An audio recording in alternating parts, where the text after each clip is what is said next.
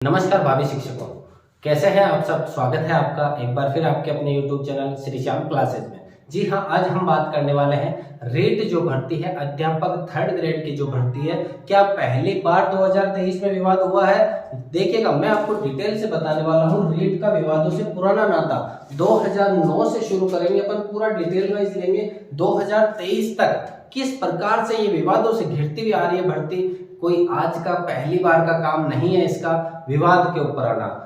अभी कौन सा विवाद है, उससे किस प्रकार से छुटकारा पाया जा सकता है, वो संपूर्ण डिटेल अपन बात करेंगे। एज इट इज एक एक लाइन में आपको आज समझाने वाला हूं, तो वीडियो को लास्ट तक जरूर देखने का। और जो साथी नए जुड़े हैं हमारे चैनल पे, अभी से सब्सक्राइब जरूर कर लीजिएगा। इसी प्रकार की जानकारी हम आपके सामने लेकर कर आते रहेंगे। देखिएगा, सबसे पहले अगर बात करें तो डेट की अगर शुरुआत हुई 2009 के अंदर हुई थी। उसके बाद 2011 और 12 में लगातार 2 साल टेट हुए, लगातार 2 साल टेट हुए। पेपर भी काफी आउट हुए, लेकिन उनको आउट को रद्द नहीं किया गया और उसके आधार पे नौकरी दी गई थी। टेट दिया, फिर उसके बाद में एक पेपर और लगता था उसके आधार पे। लेकिन जब वसुंधरा 2014 के अंदर वसुंधरा ने घोषणा करी थी, चुनावी जो माहौल था 8 से 13 के बीच में जब गहलोत जी थे, उसके बाद में जब वसुंधरा जी आई है, उन्होंने कहा कि हम एक ही पेपर लेंगे। उसको नाम दिया गया था आरटेट। उसको नाम क्या दिया गया था? आरटेट, कि हम केवल एक ही पेपर लेंगे, उसी के आधार पे आपको नौकरी देंगे। और उसी को मद्देनजर रखते हुए 2016 के अंदर पहले एग्जाम करवाया गया। 6 फरवरी 2016 के अंदर टेट का आयोजन किया गया 2016 के अंदर। तो देखिएगा, यहां से विवाद शुरू होता है 2016 से। 2016 का विवाद क्या कहता है? 2016 का जो विवाद है ना, पहली बात वो अभी तक आज तक कोर्ट में चल रही है वो भर्ती 2016 की, और सीटें खाली रह गई, सीटें खाली रह गई 2016 की। देखिएगा किस प्रकार से 2016 की विवादित है। लेवल फर्स्ट की जो भर्ती थी 15 से 17% डिलीट करके उनका छुटकारा कर दिया गया था, उनको ज्वाइनिंग दे दी गई थी। 15 से 17% ऐसे थे जिनको डिलीट करना पड़ा था 2016 की भर्ती के अंदर। 2016 की जो वैकेंसी थी ना आपके रेट की, उसके अंदर लेवल फर्स्ट में भी विवाद था।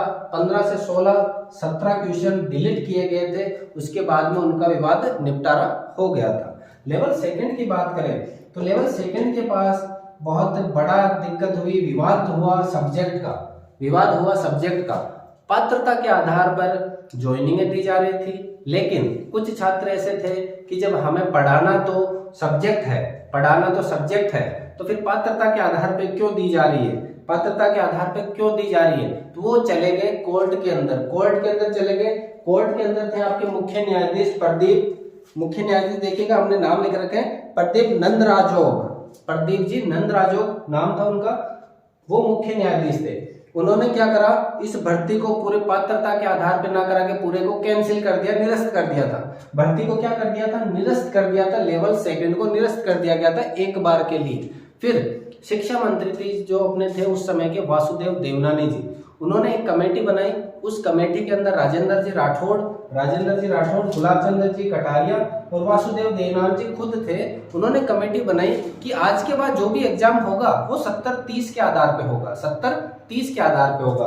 तो ये 70-30 के आधार पे इन्होंने निर्णय लिया और वो 70-30 आपके 2016 में ही लागू कर दिया गया था।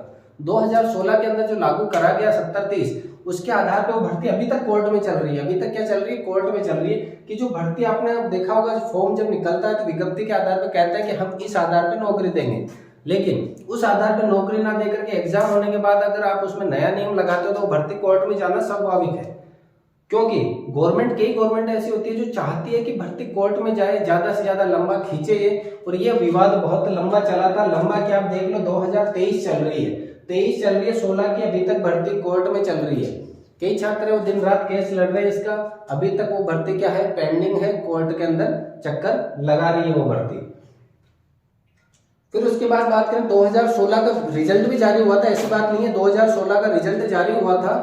2018 की जो भर्ती थी, 11 फरवरी 2018 का जो वैकेंसी थी, उससे जस्ट एक महीने पहले लगभग आपके दिसंबर के अंदर जो रिजल्ट जारी हुआ था, दिसंबर के अंदर रिजल्ट जारी हुआ था। उसके बाद बात कर ले कि 2018 का विवाद सबसे बड़ा था, विवाद सबसे बड़ा था 70-30 का। 70% आपके गिने जाते थे किसके? रीट के, जो पात्रता एग्जाम होते हैं उसके 70% गिने जाएंगे, और 30% आपका विवाद था कॉलेज के। तो कई ऐसे बहुत से भविष्य के छात्र जिनका भविष्य खराब हुआ था उस समय 70-30 विवाद की वजह से।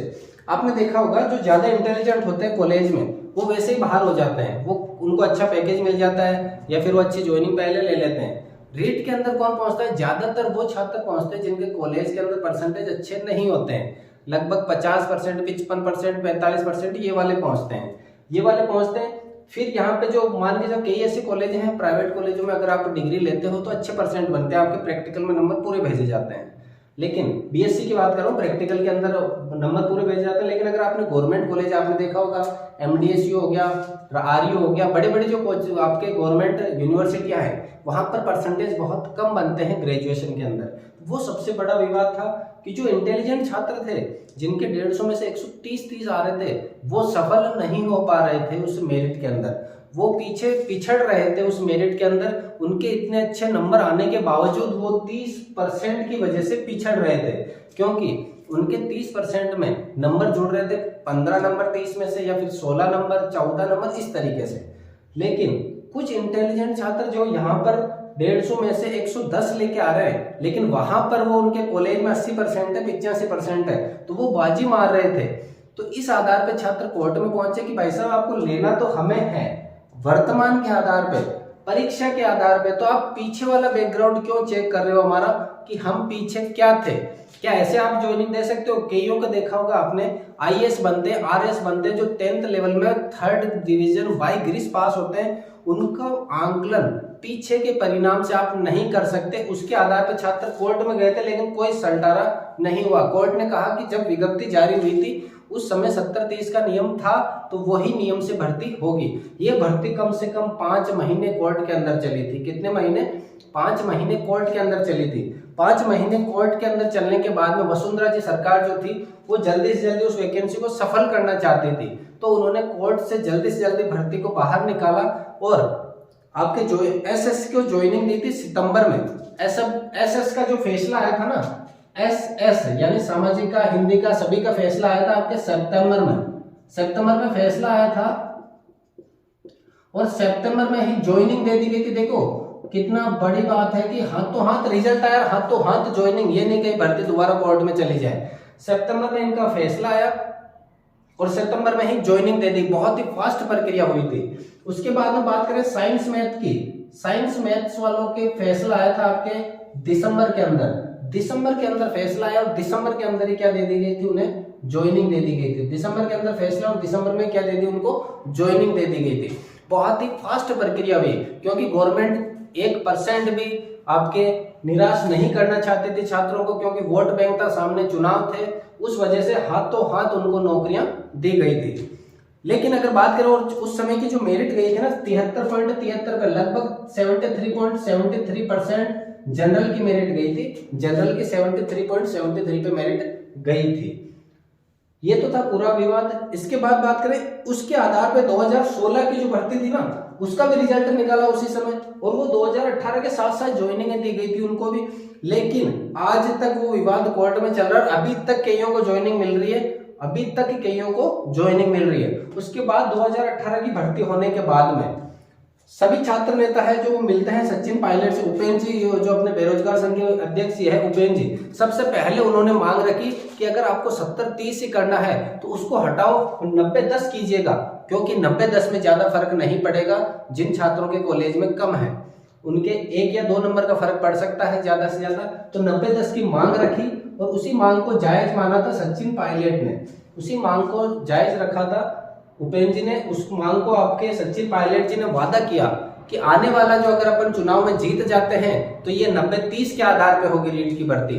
और उसी के बाद में सरकार आती है कांग्रेस की, सरकार आ जाती है आपके कांग्रेस की। कांग्रेस की सरकार आने के बाद में 2021 की जो रेट होती है, 2021 की जो रेट होती है उसमें सबसे बड़ा है कि लेवल 2 का पेपर आउट माना गया था और वो भर्ती ही रद्द कर दी, कोई विवाद ही नहीं हुआ। आपने देखा होगा एक पेड़ लगाते हैं अपन, पेड़ लगाते हैं, पेड़ में अपन खाद देते हैं, कुछ ना कुछ करते हैं कि फल प्राप्त हो जाए, लेकिन अगर उस पेड़ को जमीन से ही काट दिया जाए, जड़ से ही काट दिया जाए, तो कैसे तो आप फल प्राप्त करोगे, कैसे आप कुछ प्राप्त करोगे। तो वो जो भर्ती थी लेवल 2 की 2021 में, उसको जड़ से हटा दिया गया। तो अब कोई विवाद का संभव ही नहीं है, क्योंकि वहां वो भर्ती बिल्कुल ही रद्द कर दी गई थी। कोई विवाद बचा ही नहीं था, कोई भी विवाद नहीं बचा था। लेकिन लेवल फर्स्ट के भी थोड़ा दिनों के लिए कोर्ट में गई थी, लेकिन लेवल फर्स्ट के पेपर को आउट नहीं माना गया था और उनको ज्वाइनिंग दे दी गई थी। लेवल फर्स्ट को ज्वाइनिंग दे दी गई थी और लेवल सेकंड का पेपर आउट माना गया था और भर्ती को रद्द कर दिया गया था। उसके बाद आते हैं आज के समय वर्तमान में जिस मुद्दे को लेकर अपन यहाँ पे खड़े हुए हैं, 2023 रीट की भर्ती। देखिएगा 2023 के नाते से पहले मैंने सब कुछ बताया आपको डिटेल से। अगर वीडियो पसंद आया तो वीडियो को लाइक करें, दोस्तों के साथ शेयर करें और चैनल को अभी से सब्सक्राइब जरूर कीजिएगा। हम इसी तरह के वीडियो आपके सामने लेकर आते रहेंगे डिटेल के अंदर। ये सभी के सभी डिटेल हमने हमारे जो मित्र है, जो हमारी टीम है, उनसे पूरे के पूरे कैलकुलेट करी है, उनसे पूरे ग्रहण करी है। उसके बाद में बहुत सारे वीडियो देखे, उनके बाद में हम आपके सामने हाजिर हुए हैं। ये नहीं कि हमने मन से सब कुछ कह दिया, तथ्य के आधार पे हम आपके सामने हाजिर हुए हैं। अब बात करें रीट 2023 का सबसे बड़ा विवाद जो है, सबसे बड़ा विवाद है आपके पहले बात चली कि पेपर आउट हुआ है, पेपर आउट। लेकिन जब पता चला पेपर आउट नहीं हुआ है, वो सिर्फ और सिर्फ गेस पेपर था, वो आउट नहीं माना गया, तो ये पेपर आउट की हवा भी बंद हो गई। फिर उसके बाद में पता चला सबसे बड़ा विवाद था कि नेगेटिव मार्किंग थी। लेकिन ये भर्ती जब अपने आई थी, उसकी विज्ञप्ति में लिखा हुआ था कि इस बार नेगेटिव मार्किंग रहेगी, तो ये भी कोई बड़ा विवाद नहीं था। सबसे बड़ा विवाद पहुंचा राजस्थानी भाषा का, राजस्थानी भाषा, और उसी को लेकर के अब ये भर्ती कोर्ट में पहुंची है, राजस्थानी भाषा को लेकर के। तो साथियों मैं बताना चाहूंगा, राजस्थानी भाषा जब सिलेबस बन रहा था तो गवर्नमेंट ने सिलेबस बना के, चयन बोर्ड ने सिलेबस हमारे सामने प्रस्तुत किया था कि ये सिलेबस है, इसके आधार पे आपका एग्जाम होगा। तो उस समय भी राजस्थानी भाषा थी, आर्ट कल्चर में भी राजस्थानी कल्चर आता है, तो क्या उस समय अपना दिमाग नहीं चला? लेकिन सिलेबस देख लिया, आपने एग्जाम दे दिया, आपने एग्जाम दिया तब तक कोई दिक्कत नहीं थी, घर आकर के आंसर शीट मिले तब तक कोई दिक्कत नहीं। लेकिन जैसे ही ऑफिशियल आंसर की आती है और आपने जो सवाल सही करे राजस्थानी भाषा के, वो आपके गलत हो जाते हैं और आप अगर पिछड़ जाते हो तो आप कोर्ट के अंदर पहुंच जाते हो। आप कहां पहुंच जाते हो? कोर्ट के अंदर पहुंच जाते हो। लेकर के राजेश कुमार जी शर्मा और अरुण कुमार जी ने ये रीट याचिका लगाई कि राजस्थानी भाषा के जो 8 प्रश्न है, कितने प्रश्न है टोटल? 8 प्रश्न है, उनको डिलीट किया जाए। उसको लेकर के देखो, स्वार्थी आदमी सभी होते हैं, स्वार्थ अपने अंदर हर कोई रखता है, हर कोई चाहता है कि मेरा सिलेक्शन हो। उनके ये प्रश्न गलत हुए, इसके आधार पे वो कोर्ट में गए और उसी को मद्देनजर रखते हुए अब ये भर्ती कोर्ट में पहुंच गई राजस्थानी भाषा के आधार पे। वो चाहते हैं कि जब सिलेबस के अंदर राजस्थानी भाषा थी तो सवाल राजस्थानी भाषा में कैसे पूछे गए, मारवाड़ी भाषा में कैसे पूछे गए, और पूछे गए हुए तो क्या हमारे इलाके की भाषा राजस्थानी नहीं है? क्या मेवाती के अंदर नहीं पूछ सकते थे? क्या अहिरवाटी में नहीं पूछ सकते थे? क्या ढूंढाड़ी में नहीं पूछ सकते थे? सिर्फ मारवाड़ी भाषा में ही क्यों पूछे गए? उनका सबसे बड़ा तर्क ये है। उसके अलावा ये तर्क है कि राजस्थानी भाषा को मान्यता नहीं मिल रखी है, तो उन्होंने राजस्थानी भाषा के अंदर सवाल क्यों पूछे? अगर ऑप्शन राजस्थानी भाषा के होते तो हम मान सकते थे, लेकिन उन्होंने सवाल ही एज इट इज राजस्थानी भाषा में पूछे हैं। इसको लेकर के वो कोर्ट में पहुंचे हैं, जस्टिस सुदेश जी बंसल के सामने मौजूद हुए हैं। लेकिन इसके ऊपर हरिप्रसाद जी शर्मा जो चयन बोर्ड के अध्यक्ष है, उन्होंने साफ साफ कहा है कि जब हमने सिलेबस जारी किया था, सिलेबस के अंदर साफ साफ लिखा गया था आपके सामने कि राजस्थानी भाषा अब की बार सिलेबस में है, तो उसमें से सवाल आ सकते हैं, और उसमें से सवाल आ गए तो इसमें दिक्कत क्या है, दिक्कत क्या है। लेकिन उन्होंने फिर भी कहा कि हमने हमारी एक्सपर्ट कमेटी को जांच भेजी है, वो जो फैसला लेंगे वो हमें मंजूर है। देखिएगा, अपन आज के समय बात करते हैं कि राजस्थानी भाषा को मान्यता मिले, तो क्या ऐसे मान्यता मिलेगी? राजस्थानी भाषा के सवालों का आप कोर्ट में पहुंचा रहे हो, राजस्थानी भाषा के सवालों को लेकर आप कोर्ट पहुंच रहे हो कि इनको डिलीट किया जाए, इस तरीके से राजस्थानी भाषा को मान्यता नहीं मिल सकती। और एक विवाद भी गिनवाना चाहूंगा मैं, एक और विवादों की बात चल रही है। तो RS 2012 की जो भर्ती थी, मेंस का पेपर था। अगर किसी को नॉलेज हो तो पता रखना, देखना आपने पुराने वीडियो में जाके या नेट पे सर्च करना।